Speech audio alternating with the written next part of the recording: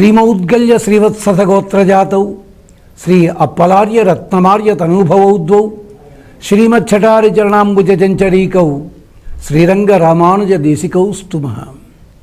మద్రక్షణైకదీక్ష శ్రీవైదేహీ రామభద్రయో పదద్వయీ ప్రవచనే వాచస్పత్యం ప్రయచ్చతు. భగవద్బంధులరా, మనం విష్ణు పురాణంలో రహుగణ భరత సంవాదంలో అడుగుపెట్టాం. జడభరతుడు పూర్వజన్మ సంస్కారాల చేత పాత వాసనలన్నీ పట్టుకున్న కారణం చేత మళ్ళీ జన్మెత్తాడు.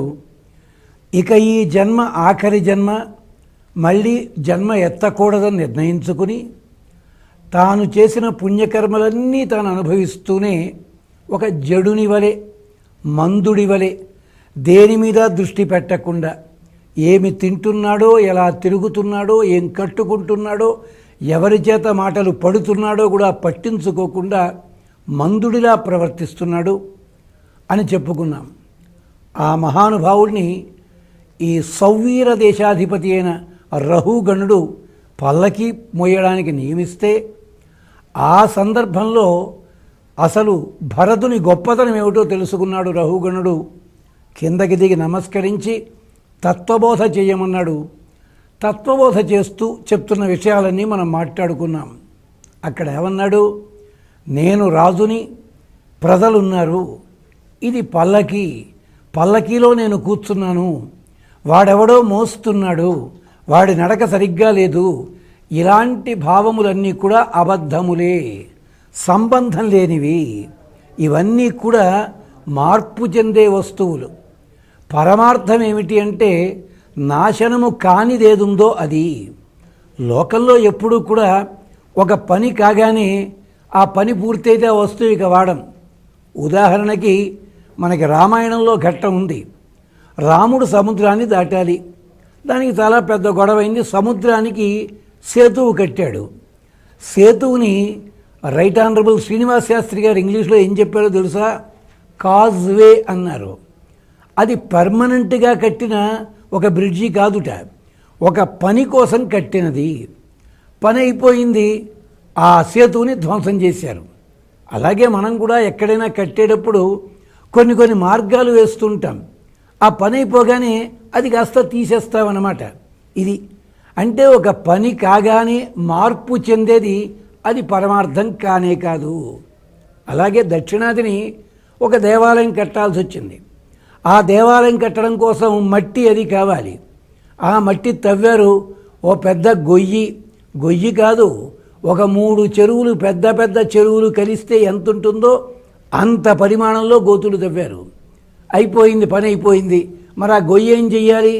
దాన్ని పూడ్చాలంటే మళ్ళీ ఇంకో తోడ పట్టుకురావాలి మట్టినంతాను. కానీ అదే గొయ్యి కాస్త ఓ పెద్ద చెరువు కింద మారింది.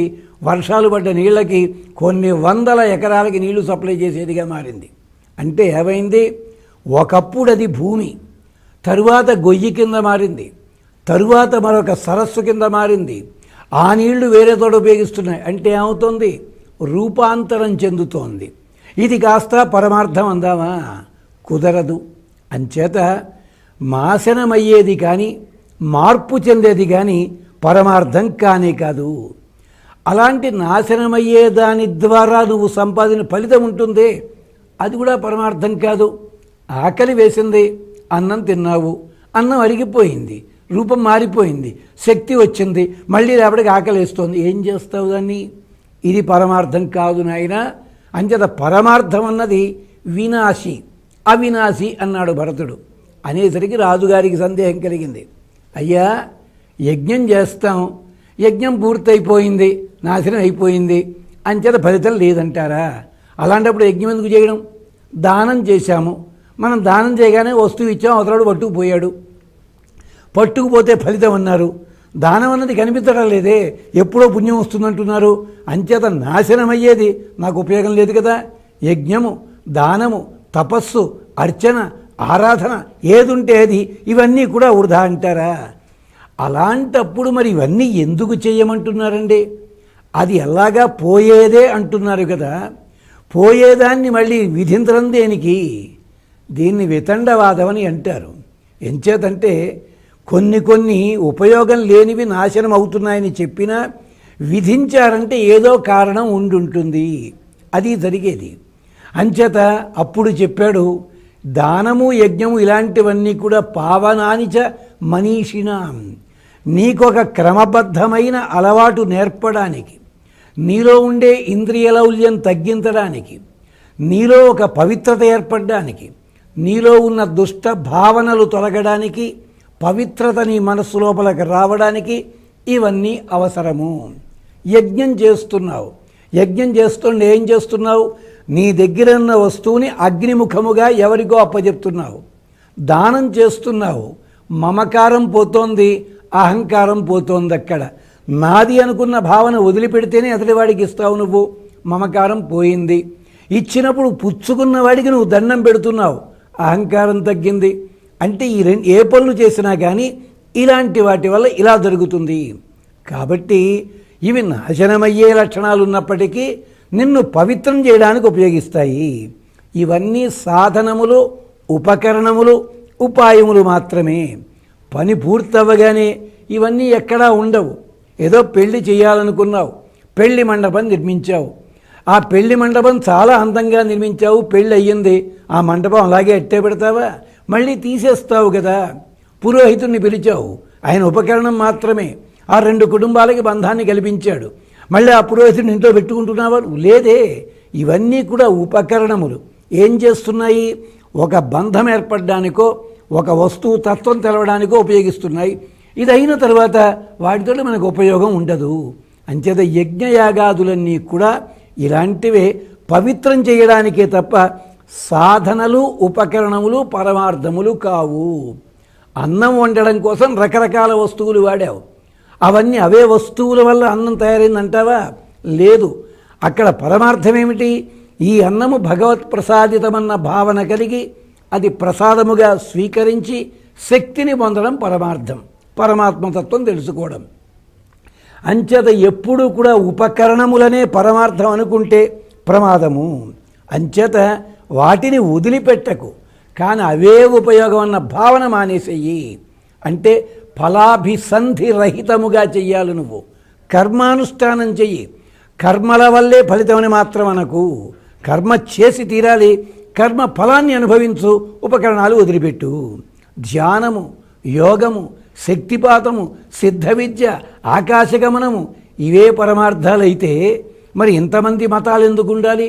ఇన్ని ఉపాయాలు ఎందుకు ఉండాలి? ఏదో ఒకటే చెప్పచ్చు కదా.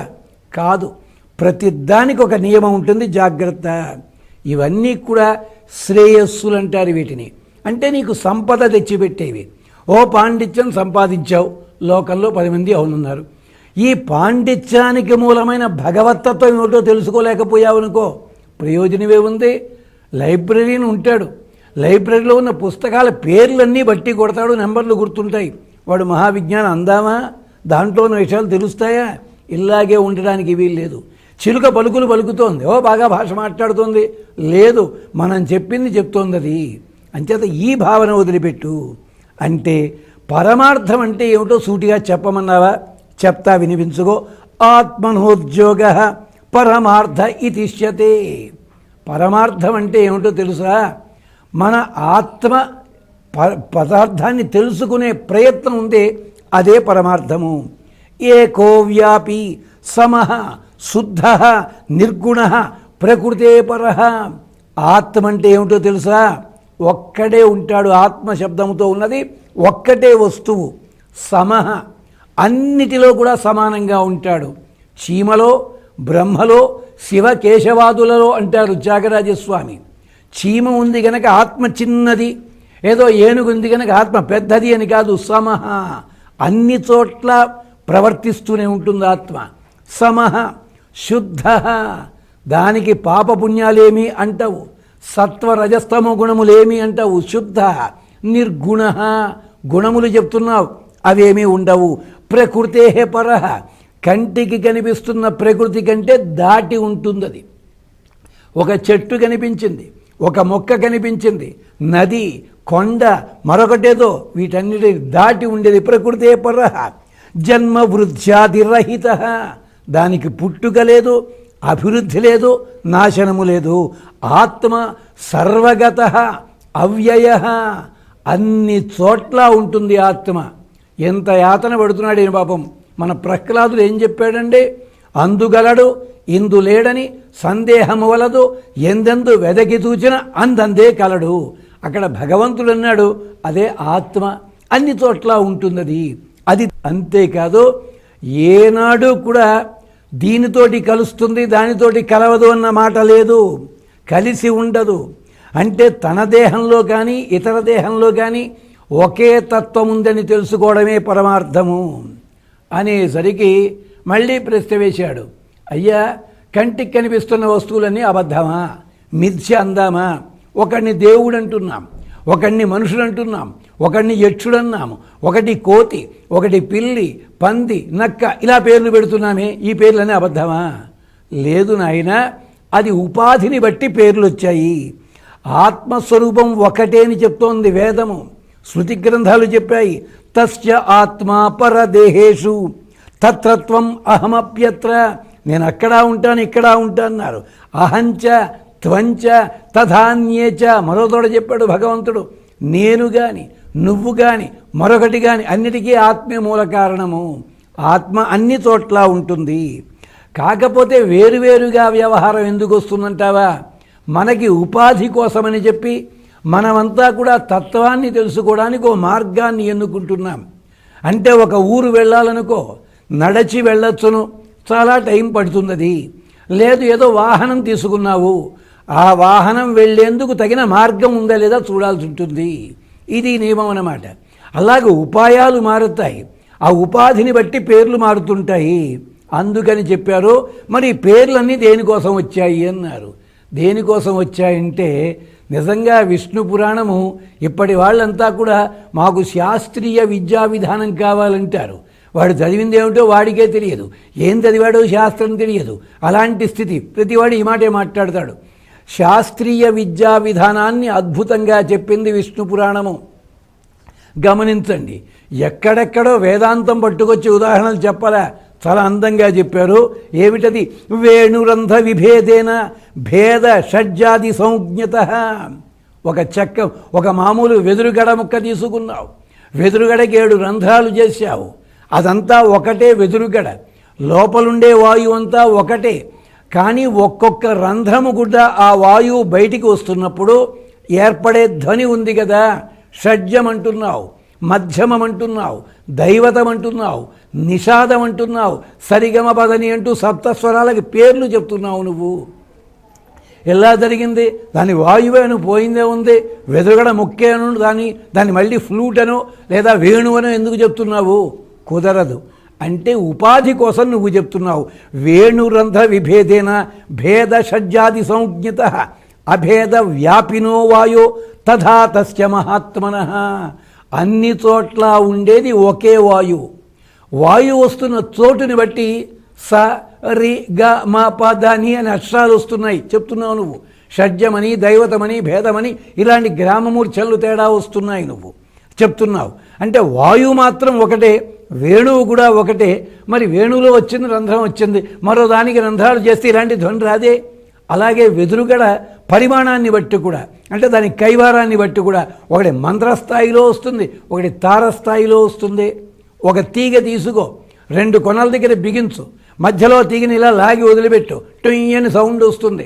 ఎందుకు వస్తుంది? అది తీగ పొడుగు పెరిగిందనుకో ఆ ధ్వని రాదే. అంచేత తీగ ఒకటే, లాగడం ఒకటే, వేణువు ఒకటే, వాయువు ఒకటే. కానీ ఒక్కొక్క రంధ్రము గుండా వాయువు వెలువడుతున్నప్పుడు దానికి పెట్టిన పేరు వేరే ఉంది, నీకు ఉపాధి కోసం, నీకు అర్థం అవడం కోసం. అలాగే దేవాది భేదే అపధ్వస్తే నాస్తి ఏవ ఆవరణే హి సహా. అప్పుడు గనక ఆ వెదురుగడ గనక ముక్కలైనట్టయితే ఆ రంధ్రములున్నా వాయు సంచారం లేదు.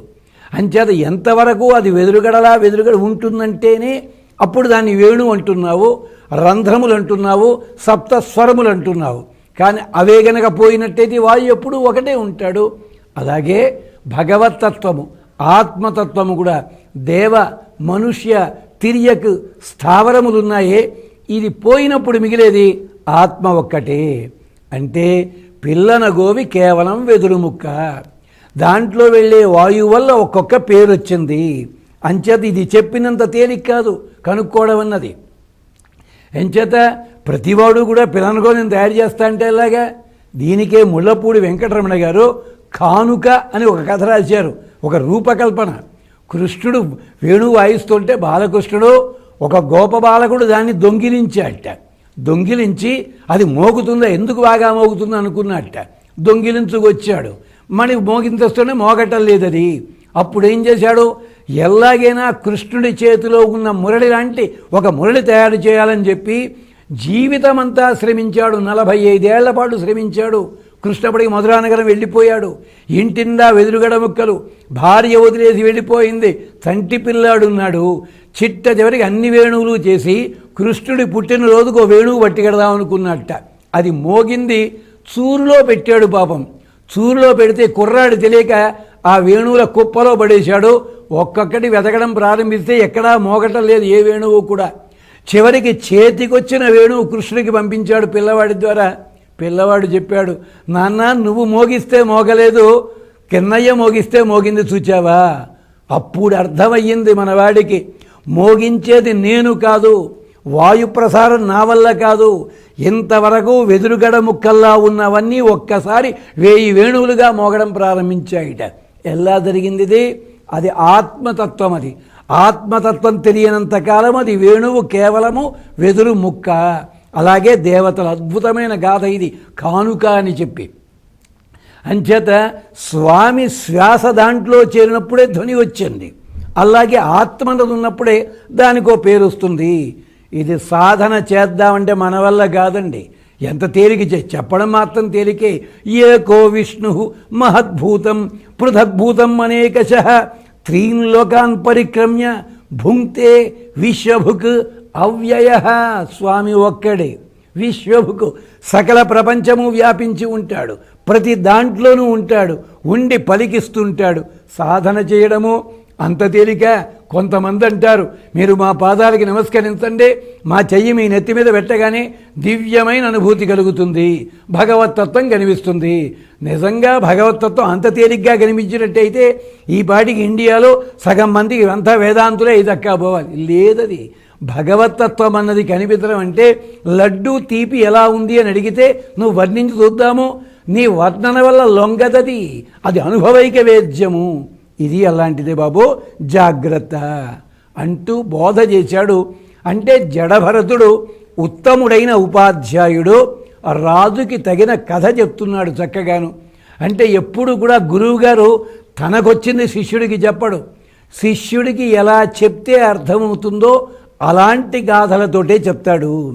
అంచేతనే మన పూర్వకాలంలో హరికథలు కానీ బుర్రకథలు కానీ ఇలాంటివి ఉండేవి.